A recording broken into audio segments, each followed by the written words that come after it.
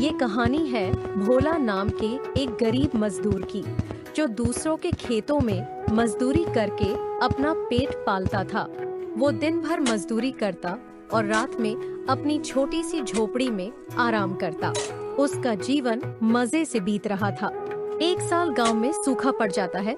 सूखा पड़ने के कारण खेत में मजदूरी करने का कोई फायदा नहीं था। खेत का मालिक भोला से कहता है, भोला, तुम मेरे खेत में बहुत दिनों से मजदूरी कर रहे हो, लेकिन इस साल सूखा पड़ने के कारण अब मैं तुम्हें काम पर नहीं रख सकता। अपने मालिक की बात सुनकर भोला दुखी हो जाता है। वो उदास होकर कहता है, ये आप क्या कह रहे हैं मालिक? अगर आप मुझे काम से निकाल देंगे तो मैं अपना पेट कैसे पालूंगा? भोला, तुम बहुत मेहनती हो। सूखा पड़ जाने के कारण इस साल खेत में मजदूरी करने का कोई फायदा नहीं है। बिना पानी के इस बंजर जमीन में कुछ नहीं उपजेगा। मालिक, सूखे के कारण तो मुझे पूरे गांव में कहीं काम नहीं मिलेगा। आप ही बताइए कि अब मैं क्या करूं? तुम पास के गांव रामपुर में चले जाओ। वहां के लोग पैसे वाले हैं, उनके पास तुम्हारे लिए कोई काम जरूर होगा। भोला समझ जाता है कि सूखा पड़ जाने के कारण उसे इस गांव में कोई काम नहीं मिलेगा। वो काम की तलाश में दूसरे गांव रामपुर की तरफ निकल पड़ता है। कुछ दूर चलने पर रामपुर गांव आ जाता है। वहां उसकी मुलाकात सेठ रतनलाल से होती है। नमस्कार सेठ जी, मैं पास के गांव से आया हूं। वहां पर मजदूरी करता था, लेकिन गांव में सूखा पड़ जाने के कारण मैं काम की तलाश में आपके पास आया हूं। तुम्हारा क्या नाम है और तुम वहां क्या काम करते थे? मेरा नाम भोला है और मैं दूसरे के खेतों में मजदूरी करता था। मेरे पास तो कोई खेत नहीं है। मैं दूध का व्यापार करता हूँ। मेरे पास तुम्हारे लिए कोई काम नहीं है। यह सुनकर भोला उदास हो जाता है। वो उदास होकर बोलता है, सेठ जी, मैं बहुत ईमानदार और मेहनती हूँ। आप मुझे कोई भी काम दे दीजिए, मैं उसे पूरी मेहनत से करूंगा। मेरे पास कुछ गाय है। मुझे उनके चारे पानी का ध्यान रखने और उनकी सेवा करने के लिए एक मेहनती आदमी की जरूरत है। क्या ये काम तुम कर पाओगे? जी बिल्कुल सेठ जी, मैं गाय की सेवा पूरी मेहनत से करूंगा और आपको शिकायत का कोई मौका नहीं दूंगा। ठीक है, मैं तुम्हें महीने की 2000 रुपए तनख्वाह दूंगा और 2 वक्त का खाना भी दूंगा। भोला खुश हो जाता है और सेठ रतनलाल को धन्यवाद कहता है। भोला पूरी मेहनत से गायों की सेवा में लग जाता है। वो गोबर उठाता है और गायों को लाकर चारा भी खिलाता है। उसके पास रहने को घर नहीं था, इसीलिए गौशाला में ही सो जाता है। ऐसे ही दिन बीतने लगते हैं और भोला खूब मेहनत से काम करता है। भोला ने अब कुछ पैसे जमा कर लिए थे।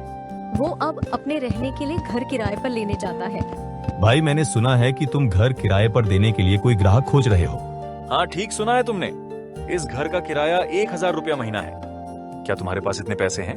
मैं सेठ रतनलाल के यहाँ काम करता हूँ। मैं हर महीने इस घर का किराया चुका दूंगा। भोला अपने मेहनत के पैसे से घर किराए पर ले लेता है। वो अब अपने नए घर में चैन की नींद सोता है। भोला को सेठ रतनलाल अब 5000 रुपए तनख्वाह देने लगा था।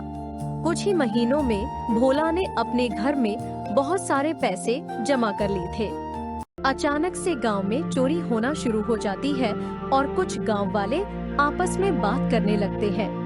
रमेश भाई, कल मेरे घर में रखे सोने के गहने चोरी हो गए। अब अपने घर में धन रखना सुरक्षित नहीं है।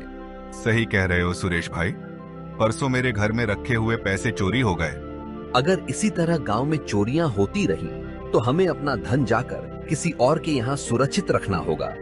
चोरी की खबर भोला तक पहुंच जाती है। उसे अपने घर में रखे हुए पैसों की चिंता सताने लगती है। वो अपनी चिंता लेकर सेठ रतनलाल के घर जाता है। नमस्कार सेठ जी, आपको तो पता ही है कि गांव में चोरियां हो रही हैं। मेरे पास कुछ पैसे रखे हैं, आप उन पैसों को अपने पास रख लीजिए। आपके पास मेरे पैसे सुरक्षित रहेंगे। चोरी के डर से मैंने अपना सारा धन अपने ससुराल भिजवा दिया है। मेरे घर में भी तुम्हारे पैसे सुरक्षित नहीं है। तो मैं अब क्या करूं सेठ जी? अपने पैसों की सुरक्षा कैसे करूं? इस गांव में एक ईमानदार जमींदार है। उनका नाम मोतीलाल है। उनके पास तुम्हारे पैसे बिल्कुल सुरक्षित रहेंगे। सेठ रतनलाल की बात मानकर भोला अपने पैसे लेकर जमींदार मोतीलाल के घर की तरफ चल देता है। जैसे ही वो उनके घर पहुंचता है, एक पहरेदार भोला को रोक लेता है। कौन है तू और घर में कैसे घुसा चला जा रहा है? मेरा नाम भोला है। मुझे अपने पैसे जमींदार मोतीलाल के पास जमा करवाने हैं। पहरेदार भोला को जमींदार मोतीलाल के घर के अंदर ले आता है। नमस्कार मोतीलाल जी, मुझे सेठ रतनलाल ने आपके पास भेजा है। उन्होंने कहा है कि पूरे गांव में आपके जैसा ईमानदार आदमी और कोई नहीं है। सेठ रतनलाल तो मेरे पुराने मित्र हैं। बताओ तुम्हें मुझसे क्या काम है? आपको तो पता ही होगा कि गांव में चोरियां हो रही हैं। मेरे पास 50,000 रुपए हैं। आप इन पैसों को अपने पास रख लीजिए। तुम अपने पैसों को मुझे दे दो।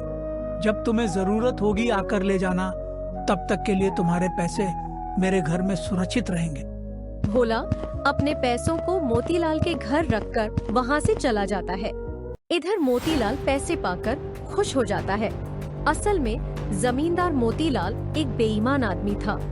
वो ऐसे ही दूसरों का धन हड़प लेता था। जमींदार जी, ये बकरा तो अपने आप ही आकर जाल में फंस गया। इस बार तो हमें कोई मेहनत भी नहीं करनी पड़ी। रामू, गांव में चोरी का और डर फैला दो ताकि सब मेरे पास ही आकर अपना धन जमा कराएं और हम सबका धन हड़प लें। इधर भोला खूब मेहनत से गायों की सेवा करता है और धीरे धीरे पैसे जमा करता जाता है। ऐसे ही कुछ महीने और बीत जाते हैं। भोला ने अब अपने पास 50,000 रुपए और जमा कर लिए थे। मैंने 50,000 रुपये जमा कर लिए हैं और 50,000 रुपये जमींदार मोतीलाल के पास रखे हुए हैं।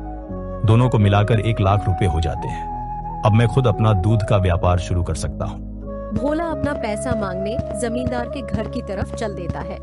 वो अपना खुद का व्यापार शुरू करने की योजना को लेकर बहुत खुश था। नमस्कार मोतीलाल जी, मैंने आपके पास जो 50,000 रुपये रखवाए थे वो आप मुझे वापस दे दीजिए। तुम्हारे पास कोई कागज तो होगा जिस पर लिखा हो कि तुमने मेरे यहाँ पर 50,000 रुपए जमा कराए थे। कागज की बात सुनकर भोला को झटका लग जाता है। ये आप क्या कह रहे हैं जमींदार जी? मेरे पास तो कोई कागज नहीं है। मैंने तो आपकी ईमानदारी पर भरोसा करके आपको पैसे दिए थे। मोतीलाल गुस्से से आग बबूला हो जाता है। तुम मेरी ईमानदारी पर शक कर रहे हो? मैं बिना लिखा पढ़ी के कोई काम नहीं करता। रामू, इस आदमी को धक्के मार के यहाँ से बाहर निकाल दो। रामू भोला को एक घूंसा मारता है और भोला गिर जाता है। भोला बहुत दुखी हो जाता है। उसे इतना बड़ा धोखा मिलेगा ये उसने कभी नहीं सोचा था। वो सीधा गांव के पुलिस स्टेशन में जाता है। दरोगा जी, मैंने अपने 50,000 रुपए जमींदार मोतीलाल को दिए थे। वो अब मुझे मेरे पैसे वापस नहीं दे रहा है। इतना कहकर भोला रोने लगता है। दरोगा जगदीश यादव एक ईमानदार पुलिस वाला था। जमींदार मोतीलाल के खिलाफ तो बहुत सारे गांव वालों ने शिकायत की है, लेकिन उसके खिलाफ कोई सबूत न मिलने के कारण वो हर बार बच जाता है। दरोगा साहब, वो मेरे मेहनत की कमाई थी। आप मेरे पैसे जमींदार मोतीलाल से वापस दिलवा दीजिए। तुम चिंता मत करो भोला, मैं तुम्हारे पैसे वापस दिलवा दूंगा। दरोगा जगदीश यादव जमींदार मोतीलाल को पकड़ने के लिए एक योजना बनाता है। अगले दिन सुबह एक औरत सोने के गहनों से भरा बैग लेकर जमींदार मोतीलाल के घर जाती है। मोतीलाल जी, आपको तो पता ही होगा कि गांव में चोरियां हो रही हैं। मेरे पास ये सोने के गहनों से भरा बैग है, आप इसे अपने पास रख लीजिए। मोतीलाल मन ही मन में खुश हो जाता है। तुम मेरे पास अपने गहने सुरक्षित रख सकती हो। मेरे जैसा ईमानदार आदमी पूरे गांव में दूसरा कोई नहीं है। मैंने आपकी ईमानदारी के बहुत सारे किस्से सुने हैं, इसीलिए मैं अपने गहने आपको सौंप कर जा रही हूँ। वो औरत जैसे ही मोतीलाल के घर से बाहर निकलती है, बाहर दरोगा जगदीश यादव उसका इंतजार कर रहा था। काम हो गया सर, मैंने बैग में एक टेप रिकॉर्डर डाल दिया है। अब हम जल्दी ही जमींदार मोतीलाल और रामू को गिरफ्तार कर लेंगे। बैग में एक टेप रिकॉर्डर है। इस बात से जमींदार मोतीलाल और रामू बिल्कुल अनजान थे। हमारी योजना सफल हो गई। जमींदार जी, मैं गांव में चोरी करता था और चोरी के डर से गांव वाले आपके पास धन जमा कर देते थे। हम दोनों तरफ से ही गांव वालों को लूट रहे थे। रामू, अब हमारे पास बहुत सारा धन जमा हो गया है। हमें जल्दी ही ये गांव छोड़कर कहीं और चले जाना चाहिए। अब हमें सोने के गहनों से भरा बैग भी मिल गया है। इसे बेचकर तो हम बहुत अमीर हो जाएंगे। रामू ही गांव में चोरी कर रहा था और जमींदार गांव वालों का धन हड़प लेता था। ये सारी बातें बैग में रखे टेप रिकॉर्डर में रिकॉर्ड हो जाती हैं। तभी दरोगा जगदीश यादव वहां आ जाता है। उसको देखकर जमींदार मोतीलाल और रामू चौंक जाते हैं। मैं तुम दोनों को गांव में चोरी करने और उनके धन हड़पने के जुर्म में गिरफ्तार करता हूँ। आपके पास क्या सबूत है कि ये जुर्म हमने किए हैं? गांव वालों के पास तो कोई कागज नहीं है जिसमें लिखा हो कि उन्होंने मुझे पैसे दिए हैं। सबूत है इस बैग में रखा टेप रिकॉर्डर, जिसमें तुम दोनों की बातें रिकॉर्ड हो गई हैं। अब तुम दोनों का खेल खत्म हो गया है। तुम दोनों जेल जाने के लिए तैयार हो जाओ। दरोगा जगदीश ने भोला को उसके पैसे वापस दिलवा दिए। भोला ने सेठ रतनलाल से उनकी गाय खरीद ली और अपना दूध का व्यापार शुरू कर लिया। ईमानदारी का फल भले देर से मिले, लेकिन सच्चा और मीठा होता है। झूठ और चालाकी से मिली दौलत क्षणिक होती है, पर ईमानदारी से कमाया धन टिकाऊ और स्थायी होता है।